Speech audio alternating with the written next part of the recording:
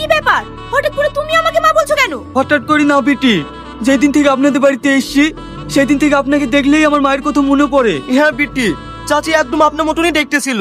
কি বলছো এসব? হ্যাঁ বিটি, আপনাকে একটা কথা বলবো, কিছু মনে করবেন না? না না, বলো।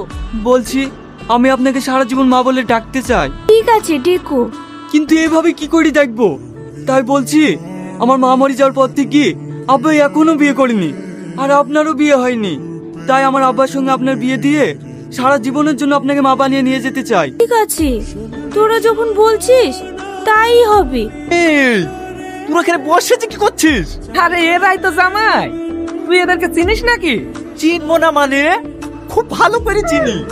এরাই তো সেই চোর যাদেরকে ধরার লেগে আমি 2 বছর ধরে খুঁজছি। পালাচ্ছিস কোথায়?